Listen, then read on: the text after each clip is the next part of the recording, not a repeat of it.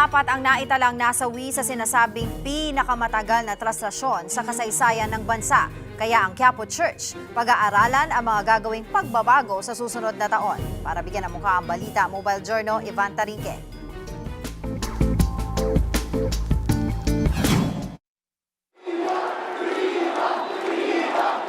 Mahigit isang araw ang nilakbay ng andas ng Poong Jesus Nazareno mula Quirino Grandstand pabalik sa simbahan ng Quiapo. 30 oras at 50 minuto ang itinagal ng traslasyon ngayong taon na pinakamahaba sa kasaysayan. Umabot din sa mahigit 9 milyon ang nakiisang deboto, pinakamalaki rin sa kasaysayan. Ilang beses pang napatid ang lubid ng andas.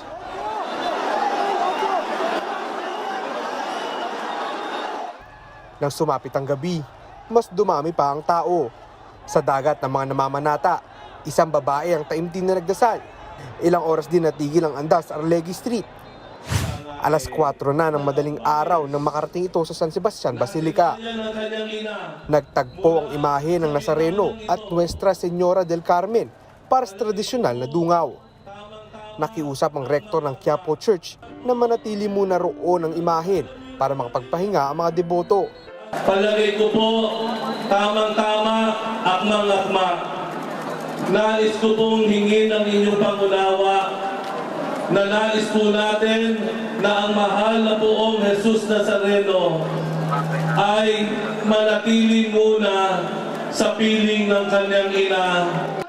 Pero nang ipinasok na sa San Sebastian Basilica ang andas, pinigilan ito ng mga deboto.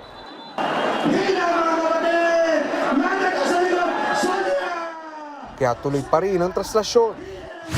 Muli itong inabutan ng pagsikat ng araw sa paglalakbay.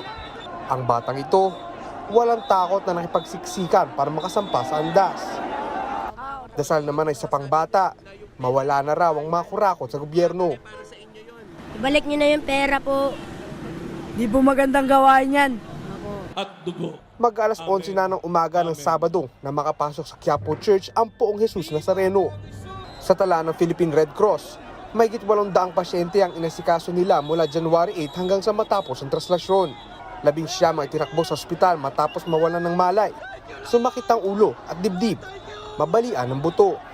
3 deboto ang napaulat na nasawi, pero wala pang detalye ang mga otoridad. Bukod sa kanila, namatay rin ang isang photojournalist dahil sa atake sa puso. Dati na raw itong may trangkaso pero tumuloy pa rin sa coverage. Paalala ng simbahan sa mga deboto, kasing halaga ng ating pananampalataya ang ating kaligtasan. We don't disregard the physical welfare of people. Yun eh. It's a very beautiful spiritual exercise. You are able to express your faith in God and devotion to God. But mind you, God is also after the welfare of our body, our physical body. Gift din ng Panginoon yan. Mahigit 4 na ang bag naman ng basura ang nakolekta ng mga tauhan ng MMDA sa mga kalsadang dinaanan ng prosesyon. Bukod pa dyan sa mga nakolekta ng lokal na pamahalaan ng Maynila. Mas marami raw ang nakolektang basura ngayong taon kumpara sa traslasyon 2025. Agad na winalis ang kalat at nilinis ng tubig ang mga kalsada. Pinag-aaralan naman ng simbahan ng Quiapo ang maposibleng pagbabago sa sistema ng traslasyon ng Poong Nazareno sa 2027. Una nang binago ang disenyo ng andas itong taon at ginawang padaos-dos at madulas ang harapang bahagi para sana mapigilan ang mga sumasampang deboto sa andas. Maliban sa andas, pinag-aaralan na rin ang mga pagbabago sa pangangasiwa ng mga lalahok na deboto.